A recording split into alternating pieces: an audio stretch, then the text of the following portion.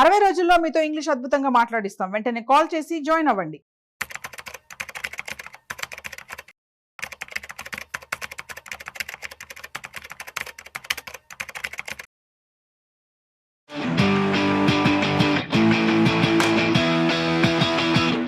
So Gen Z kids alpha beta అని చెప్పి ఒక ట్రెండ్ కొనసాగుతూ ఉంది. సో ఆల్ఫా అంటే ఒక పవర్ఫుల్ అని చెప్పి అర్థం అనమాట. అదేవిధంగా మన మ్యూచువల్ ఫండ్స్లో కూడా ఆల్ఫా బీటా మ్యూచువల్ ఫండ్స్ అని ఉంటాయి.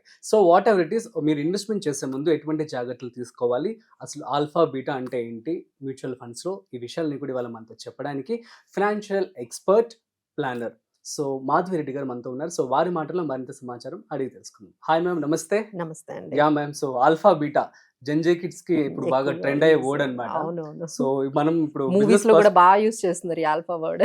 యా సో బట్ దాన్ని మనం మ్యూచువల్ ఫండ్స్ లో ఎవరైతే ఇప్పుడు అందరూ అంటే ఎవ్రీ హౌస్ హోల్డ్ లో కూడా మనకి మ్యూచువల్ ఫండ్ అనేది చాలా కామన్ ఇన్వెస్ట్మెంట్ అయిపోయింది.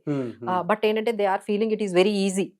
మ్యూచువల్ ఫండ్స్ మనమే మెయింటైన్ చేసేసుకోవచ్చు, మనమే సెలెక్ట్ చేసుకోవచ్చు అనుకుంటున్నారు. బట్ ఏంటంటే అందులో కొన్ని విషయాలు తెలుసుకోవాల్సిన అవసరం అందరికీ ఉందండి. మ్యూచువల్ ఫండ్స్ త్రూ ఎస్ఐపిస్ ద్వారా పెడుతున్న వాటిని సెలెక్ట్ చేసుకునేటప్పుడు ఈ 2 టర్మ్స్ గురించి కూడా తెలుసుకుంటే ఇంకొంచెం మంచి రిటర్న్స్ వచ్చే అవకాశం ఉంటుందండి. So let start with alpha. Alpha అంటే ఏంటంటే ఫండ్ మేనేజర్ పెర్ఫార్మెన్స్ అంటారు. అంటే ఇప్పుడు నిఫ్టీ మనకి 10% రిటర్న్స్ ఇచ్చింది ఇయర్, బట్ మీ స్కీమ్స్ 20% ఇచ్చాయి. అది ఎలా సాధ్యం? మార్కెటే 10% ఇచ్చినప్పుడు మీ స్కీమ్ ఎలా 20% ఇచ్చింది? Because of alpha, because of fund manager performance. ఆ ఫండ్ మేనేజర్ స్కిల్ బట్టి మీకు మార్కెట్ కన్నా ఆయన ఎక్కువ రిటర్న్స్ మీ స్కీమ్ తీసుకురాగలిగారు.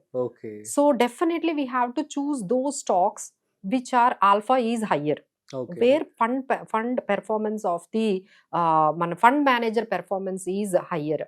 సరే, ఇది ఒక్కటి చూసుకుంటే సరిపోతుందా అంటే లేదండి. దీనికి కాంబినేషన్ గా మనం బీటా కూడా చూసుకోవాలి. బీటా అంటే రిస్క్, ఆల్ఫా మనం రిటర్న్స్ గురించి మాట్లాడుతున్నాం. అంటే మనకి మార్కెట్ కి వచ్చిన రిటర్న్స్ కన్నా ఎక్కువ రిటర్న్స్ ఎవరైనా ఎక్స్పెక్ట్ చేస్తారు. Everyone wanted higher returns. So higher returns market కన్నా ఎక్కువ ఇచ్చిందంటే అక్కడ ఆల్ఫా మనకి చాలా బాగుంది, ఫండ్ బాగా మేనేజ్ చేశారు, ఫండ్ మేనేజర్ అని మీనింగ్. మరి ఇక్కడ బీటా అంటే ఏంటంటే రిస్క్ కి సంబంధించిందండి. బీటా హ్యాస్ టు బి లో, రిస్క్ అనేది మనకి తక్కువ ఉండాలి. దీన్ని మనం ఎలా మెజర్ చేస్తాం? ఇప్పుడు దీన్ని ఎలా మెజర్ చేశాను నేను? ఒక మార్కెట్ యావరేజ్ తోని మనం ఆల్ఫాని మెజర్ చేసాం. మన మార్కెట్ కన్నా ఎక్కువ రిటర్న్స్ వస్తే బెస్ట్ అని. సో బీటాని ఎలా చేస్తామంటే beta of the market is equal to 1. అంటే ఇప్పుడు మీరు ఒక స్టాక్ గానీ ఒక స్కీమ్ గానీ తీసుకున్నారు, దాని బీటా 1.5 అనుకోండి, అంటే మీరు మార్కెట్ కన్నా ఎక్కువ రిస్క్ తీసేసుకుంటున్నారు. So you need to take, if your risk you wanted to keep it in control, you have to take less than 1 or equal 1. Market కి ఈక్వలెంట్ గా కానీ లేకపోతే మార్కెట్ కన్నా తక్కువ రిస్క్ అయినా మనం తీసుకోవచ్చు. అంటే మనం ఎలాంటి స్కీమ్స్ చూసుకోవాలంటే, మీరు రిస్క్ టేకింగ్ ఎబిలిటీ తక్కువ ఉంది అంటే definitely we have to see where the beta is lower than 1. అంటే మన మార్కెట్ కన్నా తక్కువ రిస్క్ ఉన్న, అంటే రిటర్న్స్ వచ్చేటప్పుడు మార్కెట్ కన్నా ఎక్కువ కావాలి, రిస్క్ వచ్చేటప్పుడు మార్కెట్ కన్నా తక్కువ రావాలి. That is the best combination కదా. So there are many combination schemes మీ దగ్గర, అంటే మీరు చాలా హోల్డ్ చేసి ఉండొచ్చు. సో కొన్ని స్కీమ్స్ ఎలా ఉంటాయి అంటే హై బీటా ఉంటుంది, హై ఆల్ఫా ఉంటుంది, 2 ఎక్కువ ఉంటాయి. అలాంటివి మీ దగ్గర ఉండొచ్చు. కొన్ని ఏంటంటే లోయెస్ట్ ఆల్ఫా ఉంటుంది, హై బీటా ఉంటుంది, which are red flag.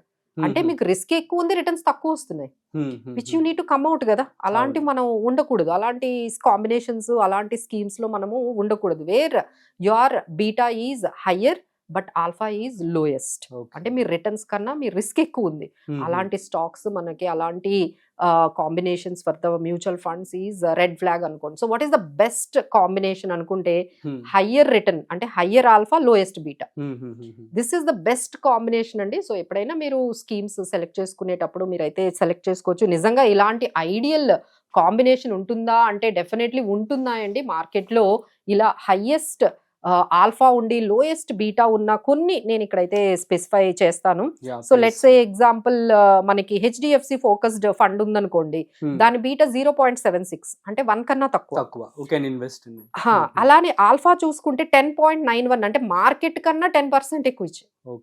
So that is good. అలానే హెచ్డిఎఫ్సి ఫ్లెక్సీ క్యాప్ ఉందనుకోండి, దాని బీటా 0.83 అంటే లోయెస్ట్ రిస్క్ అండ్ మార్కెట్ కన్నా 9% ఎక్కువ రిటర్న్ ఇచ్చింది.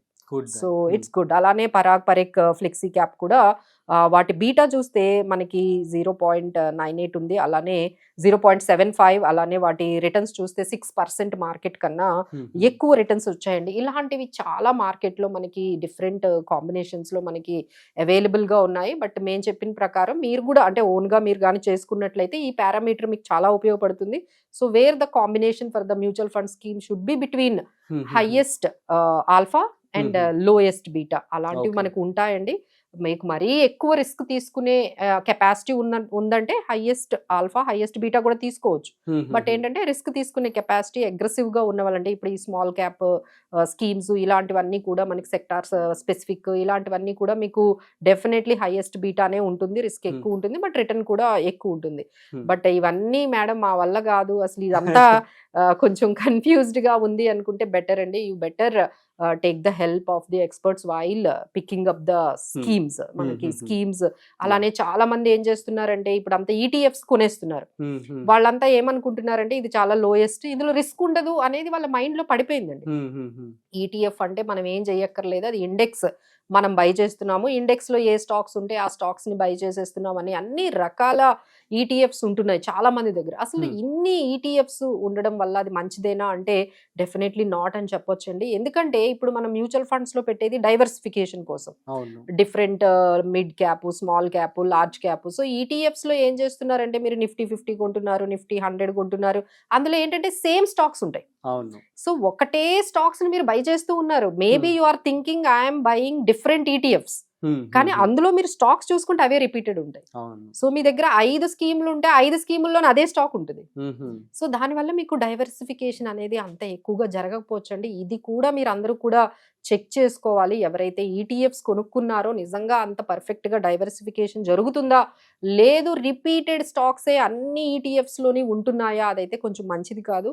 సో ఇలాంటి మిస్టేక్స్ అన్ని కూడా జరగకుండా ఒకసారి అయితే మీరు మానిటరింగ్ చేయించుకోవాలి. ఇయర్కి ఒక్కసారైనా ఎవరైనా ఎక్స్పర్ట్ దగ్గర కూర్చొని మీరు ఏవైతే హోల్డ్ చేస్తున్నారో స్కీమ్స్, ఆ స్కీమ్స్ కరెక్టా కాదా, అవి మనకి పర్ఫెక్ట్ గా మన గోల్ కి సూట్ అవుతున్నాయా, మన రిస్క్ కి సూట్ అవుతున్నాయా, మన టైం హారిజన్ కి సూట్ అవుతున్నాయా అనేది మనము ఒకసారి ఎక్స్పర్ట్ దగ్గర కూర్చొని మనము ఒకసారి అవన్నీ ఒకసారి రీబ్యాలెన్సింగ్ చేసుకొని రీచెక్ చేసుకొని సో ఏవైతే మనకి సూటబుల్ కావో వాటి నుంచి కొంచెం బయటకు రావడం మంచిదండి.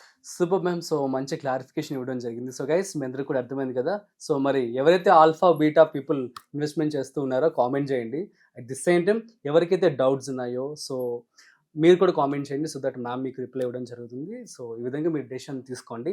That's it. మరొక స్పెషల్ ఇంట్రెస్టింగ్ కాంటెంట్తో మళ్ళీ కలుద్దాం. అంతవరకు చూస్తూనే ఉండండి Suman TV. This is Rajiv signing off.